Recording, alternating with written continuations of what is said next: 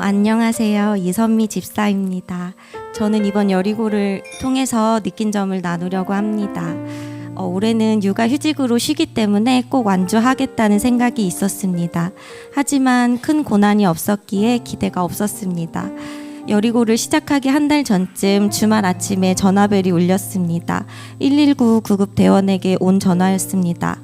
아빠가 쓰러져 119에 신고했고 구급차를 타고 지금 병원으로 가고 있으며 보호자가 필요해 전화를 했다고 했습니다. 아빠는 어릴 적 이혼하신 뒤 저를 키우지 못했고 저는 그 때문에 어릴 적부터 고모와 함께 살았습니다. 9년 전 결혼을 준비하며 남편과 함께 찾아뵙고 결혼식에 오라고 말씀드렸지만 결혼식에 오지 않으셨고 그 이후에 제 전화를 받지 않기도 했었습니다. 9년 만에 온 연락이 당황스러웠지만 아이를 맡기고 남편과 함께 아빠가 입원하신 병원으로 갔습니다. 아빠는 아주 마른 모습이었고 에어컨 없는 작은 집에서 혼자 3일 동안 굶은 상태였으며 죽을 것 같은 공포심에 119에 스스로 전화를 걸어 신고하여 병원에 오게 되었다고 했습니다. 입원 수속을 밟고 저는 보호자로 3일 동안 아빠와 함께 해야 했습니다. 아빠와 이런저런 이야기를 하기도 하고 없던 아빠가 생기니 기분이 좋기도 했습니다. 그런데 아빠는 퇴원 후 다시 술, 담배를 시작했고 전화를 걸면 술을 먹고 저에게 좋지 않은 말을 하기도 했습니다.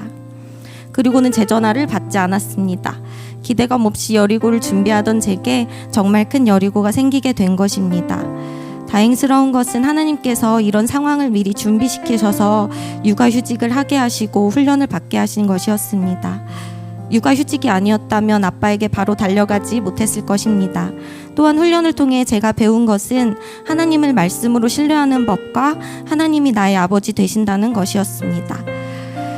이런 상황을 통해 하나님이 무엇을 제게 원하는지 생각해 보게 되었습니다. 그리고 기도하게 되었고 정말 말하고 싶지 않았지만 달락에도 기도 부탁을 드리게 되었습니다.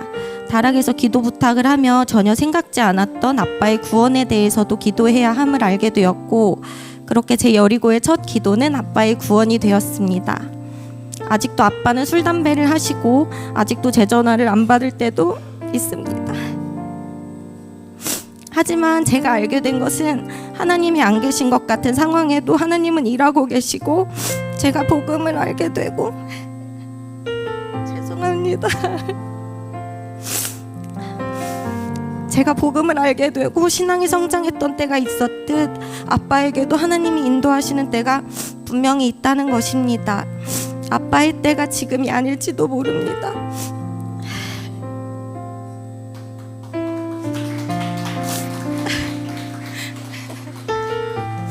제가 진짜 안 오려고 했거든요. 아빠의 때가 지금이 아닐지도 모릅니다. 하지만 하나님이 저를 사랑하듯 아빠를 사랑하시고 저를 믿음으로 성장시키셨듯 저희 아빠에게도 그러실 것을 저는 믿습니다. 하나님이 저를 인도하셨듯 아빠를 구원해 주시고 천국에서는 새로운 모습으로 만나게 하실 것 또한 믿습니다. 예전에 제자훈련을 하며 아빠에게 감사할 것을 찾았는데 아빠는 제가 어릴 적 제 손을 잡고 교회에 데려가 주셨습니다. 그래서 저는 저를 키워준 고모가 편찮으시고 마음이 힘들었을 때 주저하지 않고 교회에 갈 수 있었습니다.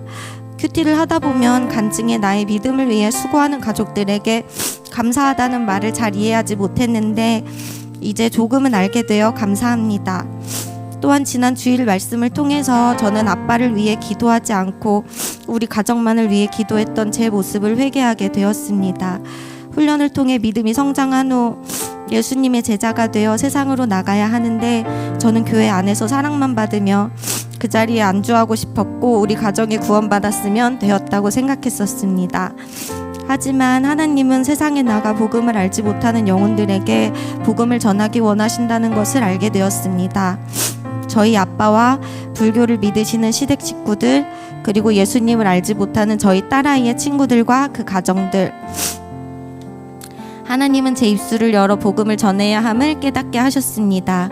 아직은 마음이 어렵지만 하나님이 주신 말씀을 붙들고 한 명이라도 복음을 전하려고 노력하겠습니다. 감사합니다.